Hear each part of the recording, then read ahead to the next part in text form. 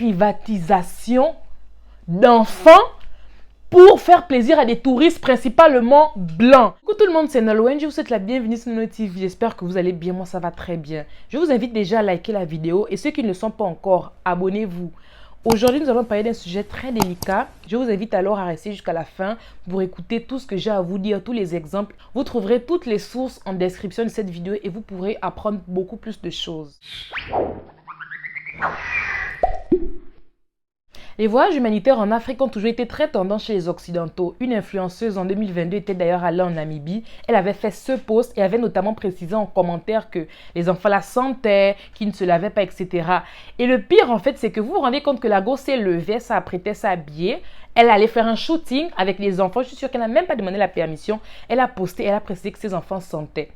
En fait, ce n'est pas le sujet du jour, mais c'est juste pour vous faire comprendre que beaucoup d'Occidentaux ont le syndrome du white savior, en fait. Quand ils arrivent en Afrique, même s'ils vont juste pour des vacances, ils auront tendance à voir l'Afrique pauvre et tout ça et communiquer en fait toujours cette image-là. La go est dans un petit voyage en Namibie et elle a généralisé en disant que les petits enfants africains sentent parce qu'ils ne se lavent pas.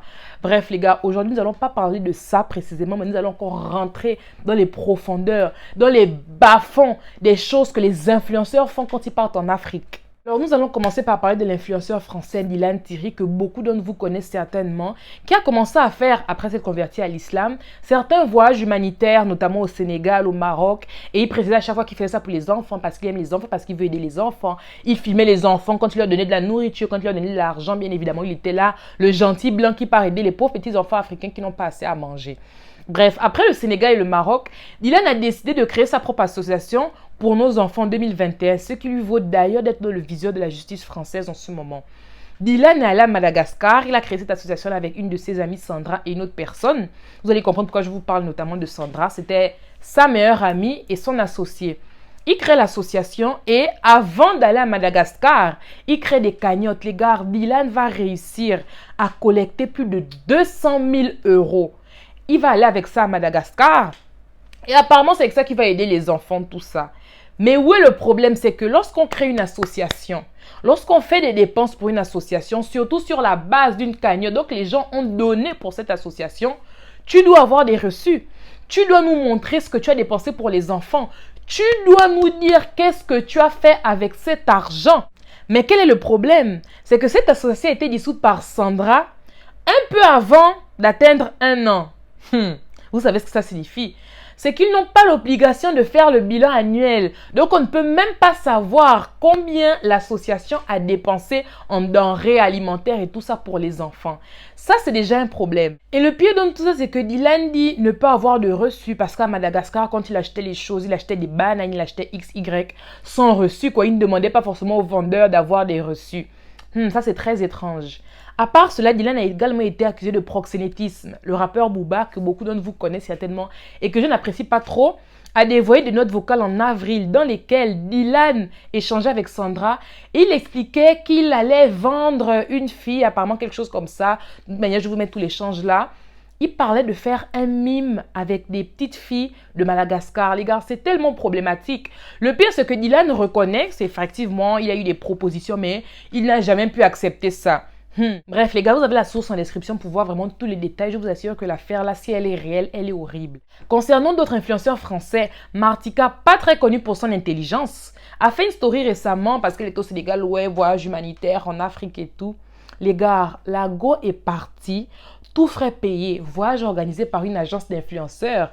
Mais elle, vu que c'est Sénégal qui égale Afrique, elle estime que vu que c'est sa première fois en Afrique, c'est forcément dans l'humanitaire. Quand j'ai dit voyage humanitaire, c'est pour ma propre expérience personnelle, c'est-à-dire que j'ai jamais voyagé dans un pays africain. Les gars, je précise que la go est déjà été au Maroc, mais bon, la géographie, c'est sûrement pas son fort.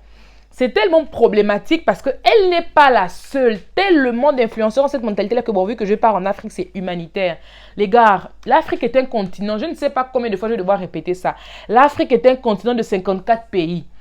Tous les 54 pays ne sont pas pauvres. Et même les pays connus pour être pauvres là. Si vous y allez, vous allez vous rendre compte que c'est juste certaines zones qui sont dans la pauvreté en fait. Mais bon, vu que vous aimez la facilité et généraliser et dire que bon, toute l'Afrique est pauvre, alors les gars, faisez un petit voyage au Népal. Au Népal, les orphelinats augmentent alors que le nombre d'orphelins reste stable. Très étrange, n'est-ce pas? Alors, la plupart des enfants que vous trouvez dans ces orphelinats-là ont au moins un parent en vie. Toujours aussi étrange, mais les gars, la raison qui se cache derrière ça, c'est la privatisation du volontourisme. Comment vous expliquez ça? Des touristes viennent et ils veulent également faire du volontariat. Alors, qu'est-ce que certaines personnes n'y pas l'ont pensé? Bon, si on leur proposait déjà, parce que 90% de ces orphelinats-là se trouvent dans des zones touristiques, si on leur propose déjà, lorsqu'ils arrivent, un endroit où ils vont trouver des petits orphelins avec lesquels faire des photos, voilà, offrir à manger, de l'argent, de la nourriture, XY. Je ne sais pas, est-ce que vous vous rendez compte à quel point cette histoire est malsaine? Certains diront, oui, mais ça fait quoi? Au moins, ils offrent à manger, de la nourriture. Non, les gars, c'est problématique. On est en train de vous parler d'une privatisation d'enfants pour faire plaisir à des touristes principalement blancs. Les gars, est-ce qu'on est en train de régresser dans des années? Est-ce qu'on est en train de régresser? Le pire dans tout ça, c'est que malheureusement, certains enfants se font kidnapper. Bien évidemment, vous croyez quoi? Que la vie va être facile, on va être là juste les enfants, ça finit, rentrent chez eux. Non. Certains enfants se font kidnapper, certains enfants se font malheureusement vendre, adopter de manière illégale à ces touristes-là en fait. Le pire dans tout ça, c'est que souvent je me demande, est-ce que ces touristes-là savent qu'ils sont en train de participer à un trafic? Parce qu'on appelle ça clairement un trafic en fait. Est-ce qu'ils savent qu'ils sont en train de participer à une vente limite aux enchères en fait? Ces enfants-là servent de vitrine. Ces enfants-là servent vraiment à vendre le tourisme, le volontourisme à des occidentaux en fait. Parce qu'ils savent que bon, j'arrive dans cette zone-là, je vais voir des petits enfants, je vais faire mes petites photos parce que beaucoup là, ils sont là pour faire leurs photos, pour mettre ça sur leurs réseaux sociaux. Les gars, je trouve ça tellement dingue en fait. La traite négrière est terminée, le colonialisme est terminé, mais j'ai l'impression que c'est une nouvelle forme d'exploitation, vu que maintenant il y a les droits des hommes aussi pour les Noirs, aussi pour les Africains. On a trouvé un nouveau moyen d'asservir des petits enfants africains pour faire plaisir aux Occidentaux. Je trouve ça tellement pervers. Les gars, prenez le temps, lisez tous les liens que je vous mets en description parce que vous allez voir en détail, je ne peux pas vous parler de tout, vous allez voir en détail toutes les choses dégueulasses qui se passent, toutes les choses dégueulasses qui se cachent derrière le tourisme et le volontariat.